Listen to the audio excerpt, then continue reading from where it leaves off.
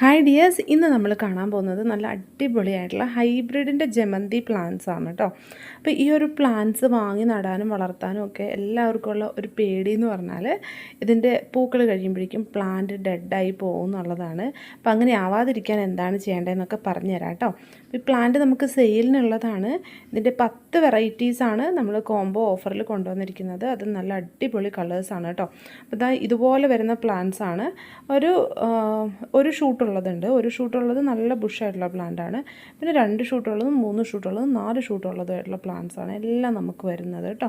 അപ്പോൾ ചില വെറൈറ്റി മാത്രമേ ഉള്ളൂ സിംഗിൾ ഷൂട്ടിലൊക്കെ വരുന്നത്. ഇത് ഡബിൾ ഷൂട്ടിലൊക്കെയാണ് വരുന്നത്. എല്ലാം നല്ലൊരു ഹെൽത്തി ആയിട്ടുള്ള മിക്സിൽ ഉള്ള ചെടികളാണ് കേട്ടോ. അതായത് പോലെ നല്ല വെറൈറ്റീസ്, നല്ല ഭംഗിയായിട്ടുള്ള വെറൈറ്റീസ് എല്ലാം നമുക്കിപ്പോൾ സ്റ്റോക്ക് ഉണ്ട്. ചില വെറൈറ്റീസൊക്കെ കാണുമ്പോൾ സിമിലാരിറ്റി തോന്നും. അത് ചിലത് മിനിയേച്ചറും ചിലത് കുറച്ചും കൂടി വലിപ്പമുള്ള പൂക്കളുമാണ് കേട്ടോ. ഇതൊരു ലാവൻഡർ പോലത്തെ ഷെയ്ഡാണ്. ഇതുപോലത്തെ തന്നെ ഒരു ഷെയ്ഡ് നമുക്ക് വരുന്നുണ്ട്. അത് കുറച്ചും കൂടി ഒരു ലൈറ്റ് ഷെയ്ഡാണ്. അത് മാത്രമല്ല കുറച്ചും കൂടി വലിപ്പമുള്ള പൂക്കൾ വരുന്ന വെറൈറ്റിയുമാണ് കേട്ടോ. ഇതാണ് കേട്ടോ ആ ഒരു ഷെയ്ഡ് വരുന്നത്. ബാക്കിൽ കാണുന്ന ഇത് കണ്ടില്ലേ? നമുക്കിങ്ങനെ കാണുമ്പോൾ ഒരു സിമിലാരിറ്റി തോന്നും, പക്ഷെ ഒന്ന് ചെറുതും ഒന്ന് വലുതുമാണ്. ഇതുപോലെയാണ് നമ്മൾ 10 വെറൈറ്റീസ് തരുന്നത് കേട്ടോ. എല്ലാം നല്ല ഹെൽത്തി പ്ലാന്റ്സ് ആണ്. അപ്പോൾ ഇതിൻ്റെ ഫ്ലവർ നിങ്ങൾക്ക് കളർ ഐഡൻറ്റിഫൈ ചെയ്യാൻ വേണ്ടിയിട്ട് ഫ്ലവറോട് കൂടിയിട്ടുള്ള പ്ലാന്റ്സ് ആണ് അയച്ചു തരുന്നത്.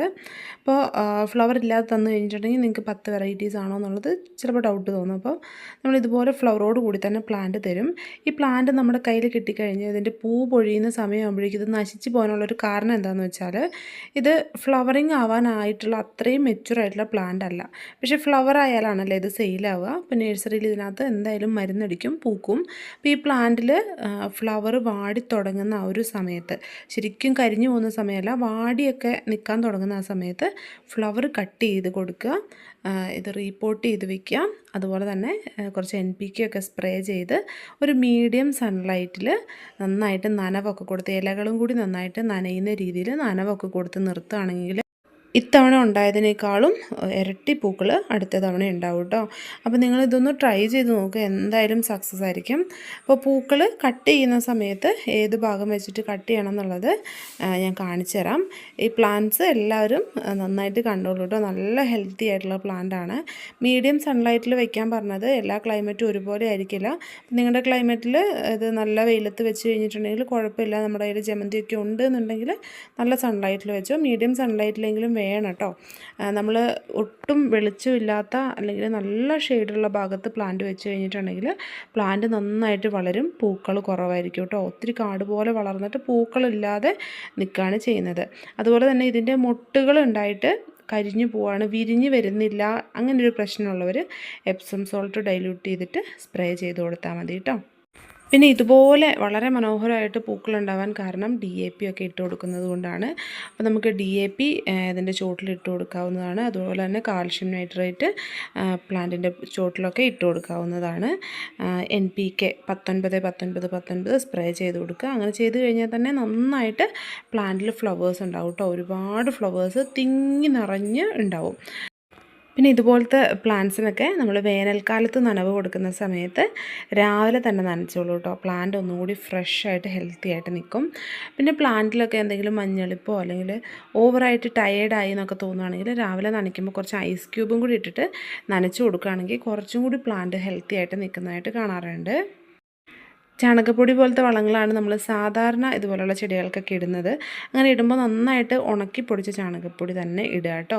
ഫംഗസ് വരാതിരിക്കാൻ വേണ്ടിയിട്ടാണ് നമ്മളിങ്ങനെ ചെയ്യേണ്ടത്. പൂക്കൾ വാടി കരിഞ്ഞു കഴിഞ്ഞിട്ടുണ്ടെങ്കിൽ പ്ലാന്റിന് പോകാനുള്ളൊരു ടെൻഡൻസി ഉണ്ടാവും, അത് നശിച്ചു പോകാനുള്ളൊരു ടെൻഡൻസി കൂടുതലാണ്. അപ്പോൾ അതുകൊണ്ട് നമ്മൾ വാടി തുടങ്ങുമ്പോഴേക്കും, പൂവ് നമുക്ക് ആ ഫ്രഷായിട്ട് നിന്ന് കട്ട് ചെയ്യാൻ ഇഷ്ടമായിരിക്കില്ല. അപ്പോൾ ഇതൊന്ന് വാടി തുടങ്ങുമ്പോഴേക്കും കട്ട് ചെയ്യാം കേട്ടോ. ഇത്രയും ഭംഗിയായിട്ടുള്ള ഫ്ലവേഴ്സൊക്കെ കണ്ടു കഴിയുമ്പോൾ നമുക്കത് കട്ട് ചെയ്യാനായിട്ട് തോന്നില്ല. പക്ഷേ കട്ട് ചെയ്യുന്നതാണ് കേട്ടോ നമ്മുടെ പ്ലാന്റിന് നല്ലത്. നല്ല ബ്ലേഡ് ഉപയോഗിച്ച് കട്ട് ചെയ്യുക കേട്ടോ. അവിടെയും ഫംഗസ് ഒന്നും വരാതിരിക്കാൻ ശ്രദ്ധിക്കണം. അങ്ങനെ വന്നു കഴിഞ്ഞിട്ടുണ്ടെങ്കിൽ അവിടെ തൊട്ട് കരിഞ്ഞു പോകാനായിട്ട് തുടങ്ങും. ഇവിടെ വെച്ച് കട്ട് ചെയ്യാം. അല്ലെങ്കിൽ കുറച്ചും കൂടി താഴ്ത്തി കട്ട് ചെയ്ത് കഴിഞ്ഞിട്ടുണ്ടെങ്കിൽ ഒരു ഫ്ലവറിൻ്റെ ഭാഗം കളഞ്ഞിട്ട് ബാക്കിയുള്ളത് നമുക്ക് നടാനെടുക്കാം കേട്ടോ. ഇപ്പോൾ നമുക്ക് സെയിലിന് ഇതിൻ്റെ 10 വെറൈറ്റീസാണുള്ളത്. 10 വെറൈറ്റി കളേഴ്സിന് കൂടി കൊറിയർ ചാർജ് ഉൾപ്പെടെ നമുക്ക് 750 രൂപയാണ് റേറ്റ് വരുന്നത്. അപ്പോൾ ജമന്തിയുടെ 10 വെറൈറ്റീസ് ഒരുമിച്ച് വാങ്ങാൻ താല്പര്യമുള്ളവർക്ക് വാട്സപ്പിൽ മെസ്സേജ് അയച്ച് ഈ പ്ലാന്റ്സ് ഓർഡർ ചെയ്യാവുന്നതാണ്.